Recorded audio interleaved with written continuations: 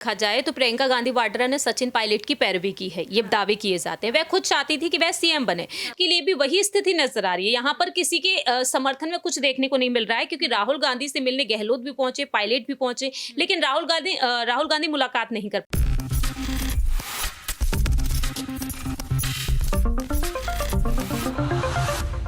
नमस्कार, next 9 news देख रहे हैं आप। आपके साथ मैं हूं मानसी जायसवाल। हमारे खास कार्यक्रम सत्ता का खेल में आप सभी का बेहद स्वागत है। प्रियंका गांधी को क्या आगे आने वाले लोकसभा चुनाव में आगे किया जाएगा कांग्रेस पार्टी की तरफ से? ये सवाल लगातार उठ रहे हैं। ये सवाल लगातार इसलिए उठ रहे हैं क्योंकि राहुल गांधी की संसद सदस्यता जब से गई है तब से कांग्रेस पार्टी की मुश्किलें बढ़ गई हैं। कांग्रेस पार्टी लगातार इन दिनों काफी मुश्किल में नजर आ रही है। कहा जा रहा है कि प्रियंका गांधी को आगे किया जा सकता है। अब वायनाड से चुनाव लड़ने की बात प्रियंका गांधी के लिए कही जा रही है। इसके अलावा राजस्थान में जो सियासी घमासान चल रहा है अशोक गहलोत और सचिन पायलट के बीच में, उसको लेकर के जल्द ही फैसला हो सकता है। कहा जा रहा है कि मल्लिकार्जुन खड़गे ने प्रियंका गांधी के साथ कहीं ना कहीं मुलाकात की और बैठक में कहीं ना कहीं राजस्थान चुनाव को लेकर के बड़ा ऐलान हो सकता है जल्दी, ये बात कही जा रही है। इसी मुद्दे पर चर्चा करने के लिए मेरे साथ प्रांशी मौजूद है।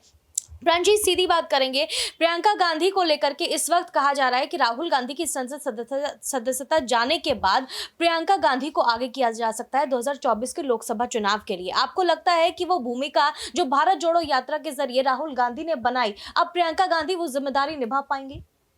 देखिए, प्रियंका गांधी को लेकर फिलहाल यहाँ पर अटकलें यही तेज हैं कि पीएम पद की दावेदारी के लिए उन्हें आगे कर दिया जाए। लेकिन दूसरी ही तरफ प्रियंका को लेकर ये मांग भी उठ रही है कि पहले से वह प्रदेश प्रभारी हैं उत्तर प्रदेश में, और दूसरी ही तरफ अब उन्हें छत्तीसगढ़ और मध्य प्रदेश में भी यही जिम्मेदारी, यही पद सौंप दिया जाए।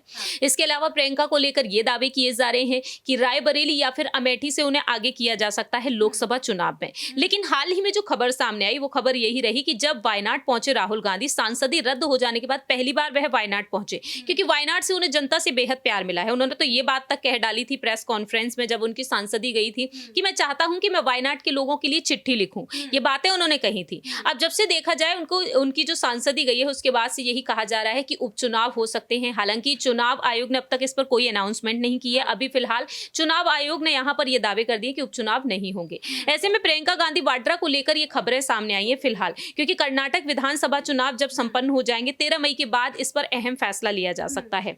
और ऐसे में यहाँ पर जो प्रियंका को लेकर जो बड़ा दावा फिलहाल किया जा रहा है वो यही है कि वायनाड से शायद उन्हें आगे किया जा सकता है। लेकिन प्रियंका को वायनाड से आगे किया जा सकता है तो कांग्रेस को यहाँ पर कोई खासा फायदा देखने को नहीं मिलेगा। प्रांशी, सबसे पहला सवाल आपसे ये पूछना चाहूंगी कि सचिन पायलट, आपको याद होगा जब दिल्ली पहुंचे तो कहा जा रहा था कि उन्होंने प्रियंका गांधी से मुलाकात की है या फोन पर बात की है, और कहीं ना कहीं कांग्रेस पार्टी के आलाकमानों की तरफ से जो राजस्थान में सियासी घमासान चल रहा है उसको लेकर के फैसला नहीं लिया जा रहा है। आपको लगता है कि प्रियंका गांधी अशोक गहलोत का समर्थन करते हुए इस वक्त नजर आ रही है या फिर उनके खिलाफ कोई एक्शन ले सकती है? क्योंकि सचिन पायलट का खासा बताया जाता है कि प्रियंका गांधी सचिन पायलट को ज्यादा पसंद करती हैं। देखिए, शुरुआत से लेकर अब तक देखा जाए तो प्रियंका गांधी वाड्रा ने सचिन पायलट की पैरवी की है, ये दावे किए जाते हैं। वह खुद चाहती थी कि वह सीएम बने।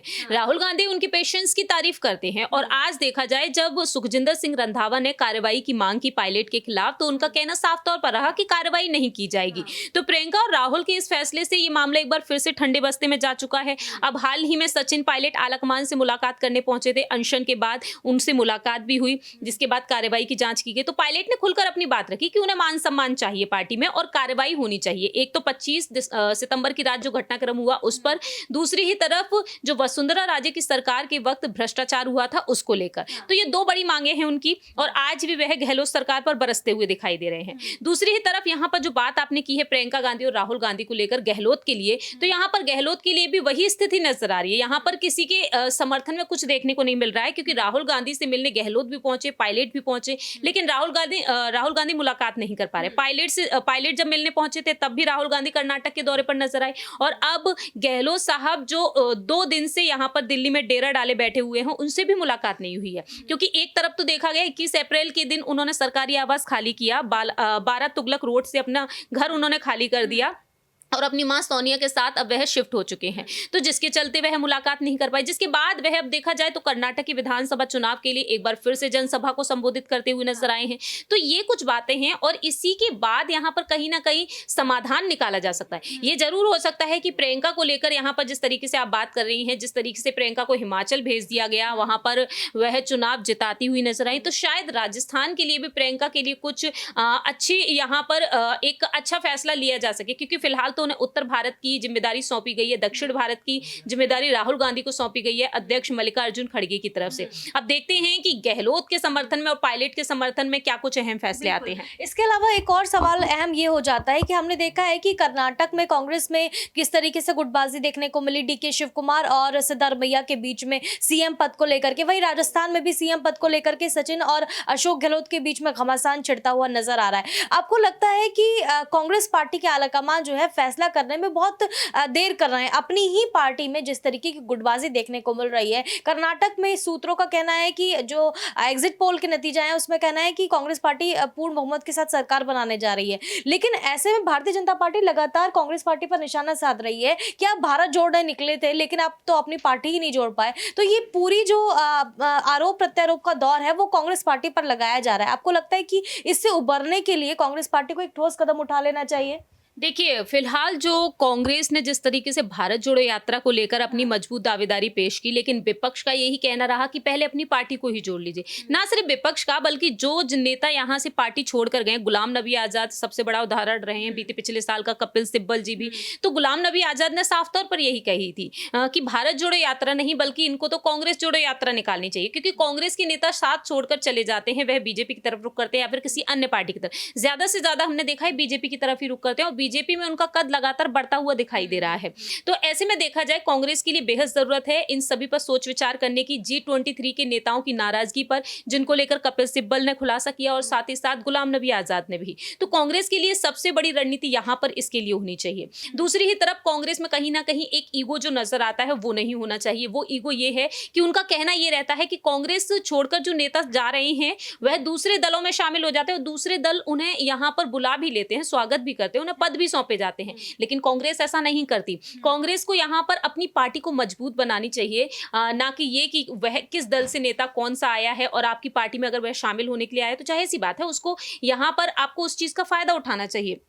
तो कांग्रेस को हमेशा यही रहता है, ये बातें कही भी गई थी कि अगर उनकी पार्टी से नेता दूसरे दल में जाते हैं तो ये अच्छी बात है, जा रहे हैं, उन्हें कोई फर्क नहीं पड़ता। लेकिन कोई नेता उनके दूसरे दल से यहाँ आएगा तो वह उसका स्वागत करना नहीं चाहते हैं। तो ये बड़ी बात है और युवाओं को यहाँ पर मौका देना चाहिए। और दूसरी ही तरफ देखा जाए यहाँ पर 2024 में लोकसभा चुनाव है और इसको लेकर यहाँ पर ये तक दावे किए गए कि भारत जोड़ो यात्रा 2.0 की शुरुआत जल्द से जल्द राहुल गांधी करेंगे, लेकिन इससे पहले ही लोकसभा सांसदी उनकी रद्द की जा चुकी। एक आखिरी छोटा सा सवाल ये बनता है कि प्रियंका गांधी ने लड़की हूं लड़ सकती हूं कैंपेन चलाया लेकिन उसका खासा असर देखने को नहीं मिला, लेकिन आपको लगता है कि 2024 का लोकसभा चुनाव अगर प्रियंका गांधी के चेहरे पर लड़ा जाता है कांग्रेस की तरफ से तो उनको बड़ा फायदा पहुंच सकता है कांग्रेस पार्टी को? देखिए, फिलहाल तो ऐसा कुछ नहीं कहा जा सकता कि लड़की हूं लड़ सकती हूं। जिस तरीके से उन्होंने जो नारा दिया था उसके बाद यूपी के विधानसभा चुनाव में हमने क्या देखा, कांग्रेस का सुपड़ा साफ हो गया। 5 राज्यों में विधानसभा चुनाव हुए थे, कांग्रेस हार का सामना की, जिसके बाद भारत जोड़ो यात्रा उन्होंने निकाली और देखा जाए तो पूरा मैनेजमेंट यहाँ पर सचिन पायलट के नेतृत्व में ही देखने को मिला, राहुल गांधी के नेतृत्व में ये यात्रा निकली। तो अब यहाँ पर प्रियंका गांधी को लेकर जो बात आपने कही है, यहाँ पर मैं यही कहना चाहूंगी, हिमाचल प्रदेश के चुनाव उनके नेतृत्व में लड़े गए, उन्होंने जीत दिला दी, वहां पर कहीं ना कहीं रिवाज भी काम आया। लेकिन अब अगर प्रियंका गांधी वाड्रा को अन्य राज्यों की कमान सौंपी जाती है, कहीं ना कहीं उन राज्यों में अगर प्रियंका गांधी वाड्रा का डंका यहाँ पर बजता हुआ नजर आता तो डेफिनेटली सी बात है लोकसभा चुनाव के लिए शायद उन्हें जरूर आगे किया जा सकता है। लोकसभा चुनाव के लिए प्रियंका गांधी को आगे तो किया जा सकता है, लेकिन क्या कांग्रेस पार्टी में जिस तरीके से राहुल गांधी प्रमुखता से जनता के मुद्दे उठाते हुए नजर आए हैं, क्या प्रियंका गांधी को वो जिम्मेदारी मिलने पर वो बखूबी निभा पाएंगी? इसको लेकर के एक बड़ा सवाल बना हुआ है। इसके अलावा राजस्थान की सियासत किस तरफ मोड़ लेती है? प्रियंका गांधी अशोक गहलोत का समर्थन करती हुई नजर आएंगी या फिर सचिन पायलट का? इसको लेकर के आने वाले समय में जो स्थिति है वो साफ हो जाएगी। आपकी इस पूरे मामले पर क्या कुछ राय है, हमें कमेंट करके जरूर बताएं। देश और दुनिया की तमाम बड़ी खबरों के लिए देखते रहिए Next 9 न्यूज।